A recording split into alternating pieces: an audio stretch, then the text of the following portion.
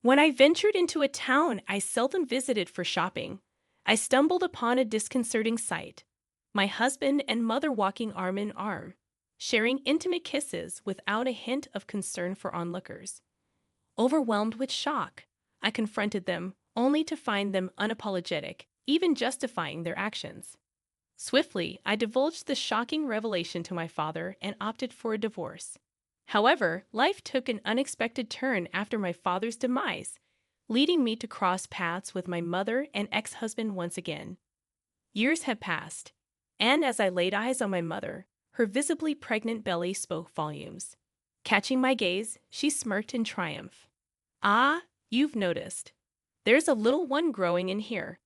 It seems like you've been yearning for this for quite a while, struggling with infertility. Well, we managed to achieve it effortlessly. Now I can finally embrace fatherhood." The decision to part ways had been a wise one. They aimed to hurt me with insults, but to their dismay, I remained impervious to their attempts. "That's quite amusing. The two of you look utterly foolish together," I remarked, laughter bubbling within me. "My name is Emily, a 24-year-old office worker, born to young parents entangled in a whirlwind romance. My parents, Linda and Ken, married hastily due to my arrival during their high school years. Initially, their union appeared promising, with my father actively involved in my early years. However, a workplace accident left him physically impaired, triggering a drastic change in my mother's demeanor. As my father struggled with rehabilitation, my mother's indifference and disdain for him became evident. She spewed insults and mockery, creating a strained environment. Despite financial challenges, my father's perseverance allowed him to walk again, but my mother's coldness persisted. Growing up, my mother vented her discontent about my father, creating a rift between them. Our family struggled financially, and my mother's night shifts left me primarily under my father's care. Graduating from high school, my dreams of college were dashed by my mother's insistence that I work to support the family. "I'm sorry, Emily. My condition has forced this life upon you." "Don't apologize, Dad. I'm content if it eases your burden." After years of hard work, I married Michael, hoping to create a warm family unlike my parents' strained relationship. However, the joy turned to frustration when conceiving proved elusive, and Michael shifted the blame entirely onto me. "I wanted kids too, but it seems you're the issue. Why can't we have children?" Desperate, I suggested seeking medical advice, but Michael stubbornly blamed me and refused infertility treatments. As my efforts to conceive faltered, suspicions arose about his fidelity, fueled by late-night returns with the scent of perfume lingering on his clothes. The journey that began with familial betrayal had woven into a tale of personal resilience and strength.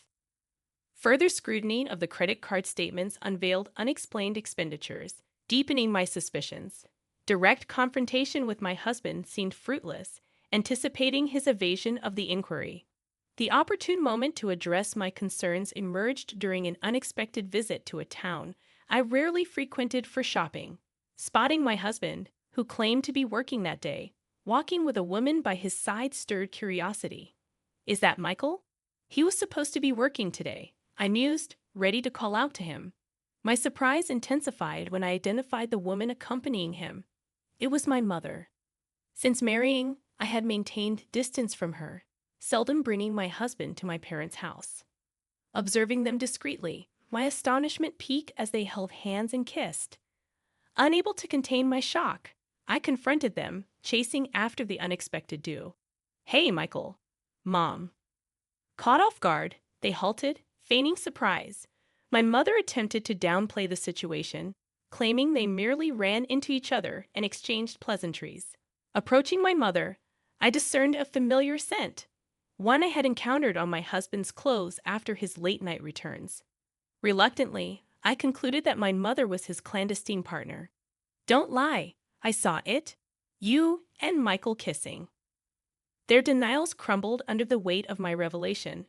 Admitting their deceit, my mother revealed her involvement with Michael. "Huh, you must be mistaken. We just happened to bump into each other, that's all." "I didn't think we'd be found out so soon," she protested. Their web of deception unraveled further as my husband confessed his preference for older women, specifically naming my mother Linda. Sorry, Emily. I did feel bad for you, but I've liked Michael since we first met, my mother confessed, laying bare the painful betrayal. My mother and husband shamelessly confessed to shocking revelations. It was just a chance encounter, and things unfolded while having tea. I'm young and crave love experiences, my husband admitted unabashedly. With our marriage already strained, talking to Linda intensified my attraction towards her, he confessed. Acknowledging the information, my mother addressed our fertility struggles, adding, Michael desired a boy, and unfortunately, because of you. Unable to comprehend the depths of their betrayal, I confronted them about divulging our private matters to my mother. You talked about our issues with my mom? It's true, isn't it? You blame me for not having kids. Incredibly, my husband had aired our intimate struggles to my mother, portraying himself as the victim. Anger surged within me, realizing the impossibility of sustaining this marriage. You're the worst. Do you even realize what you've done? I yelled at the pair, exhausted by their feeble justifications. I can't help it. Your failure as a wife and a woman led to this, he retorted callously. Well, I don't mean a husband like you. Seeking liberation, I declared, I want a divorce. I've grown tired of your constant excuses and inability to have kids. It'll be a relief to be free of a useless wife like you. Apologizing insincerely, my mother remarked, I didn't mean to, but it seems like taking your precious husband away. My bad. Unmoved by her false remorse, I issued a warning. If I disclose this affair to Dad, your divorce is imminent. Brace yourself. My mother's demeanor shifted at the revelation, but she swiftly regained her composure. Well, there's no concrete evidence of our affair. Your divorce with Michael is your business. I'll divorce when I feel like it. Let's go, she declared, prompting Michael to hastily abandon me. Despite their evident infidelity, my mother displayed no urgency in divorcing my father. In stark contrast, I promptly headed to my parents' house and disclosed everything to my father. So that's what's been happening, huh? I endured that woman for years, thinking it would be better for you to have a mother. I never expected her to be this terrible to her own daughter. My father expressed his disappointment with a bitter glance. I've decided to divorce Michael. I can't stay married after what happened. What about Mom? I inquired. Don't worry. I have a plan. I won't let them have their way, my father assured. Later, Michael sent the completed divorce forms, which I signed, formalizing our separation. My mother, however, never returned home, apparently eloping with Michael. Despite the frustration, my father advised me to let go of them both, and I chose to move on from my ex-husband and my mother. Leaving the apartment I shared with Michael, I returned to my parents' house. Ironically, my father had become adept at taking care of himself, thanks to my mother's lack of assistance. Though the outcome was unfortunate, I found solace in returning to my roots. It's good to be living with you again, Emily. Thank you for coming back, my father expressed his gratitude. A fleeting period of tranquility with my father was abruptly disrupted by his contraction of the prevalent pneumonia, thrusting him into a perilous struggle between life and death. Emily, I've burdened you greatly, and I'm sincerely sorry. Live your life as you see fit. My father, teetering on the edge of consciousness, tightly held my hand and imparted those parting words. I tearfully nodded in response. Despite concerted efforts to combat the illness, his health deteriorated rapidly, leading to his eventual demise. Dad, I can't fathom your sudden departure. I wish I had been there more for you. I lamented while grappling with the preparations for his funeral. In the midst of my grief, an unwelcome pair arrived unannounced at our doorstep. A long time no see. Heard he died. My mother, and to my dismay, my ex-husband Michael stood there, their faces adorned with disagreeable smiles. They intruded with a brazen sense of entitlement. Why are you here? Leave. Who do you think you are? I am his wife. It's only natural for a wife to be present when her husband passes, my mother asserted. How dare you say that after abandoning us for years? Ah, Yes, yes, say what you want. Regardless of your objections, I am his wife. That entitles me to the inheritance. Wasn't there insurance? Disgusting. So, you never divorced Dad for this reason. Reflecting on my father's journey, despite lacking formal education and retiring from construction work due to injuries, he ascended to a respected position in a later joined company. His perseverance, honed during his time as a craftsman, endeared him to colleagues. My mother's decision to abstain from divorce now seemed strategic, securing a share of his hard-earned legacy. Now let's discuss the division of property. Knowing him, he wasn't driven by material desires, so I'm aware he saved up quite a sum, my mother suggested, pushing the conversation forward. It was then that I noticed something peculiar about her. She was dressed in maternity clothes, and her belly was notably large. Catching my gaze, she chuckled triumphantly. Oh, you've noticed. Yes, I'm carrying Michael's child. Unlike you, Emily, who couldn't conceive. We succeeded right away. Breaking up with you was truly the best decision. Now I can finally become a father. They proceeded to hurl hurtful insults, attempting to inflict maximum pain. Yet their efforts proved futile. I remained unaffected. That's amusing. Both of you look so foolish together, I laughed, holding my stomach, as they stared dumbfounded. What's so funny? This is just ridiculous. But are you certain that child is truly Michael's? My question irritated Michael, but my mother's composure wavered. Her eyes darted around, revealing a visible unease, though Michael remained oblivious. It's undoubtedly my child. Don't make baseless accusations out of bitterness. Yes, exactly. No need to be bitter.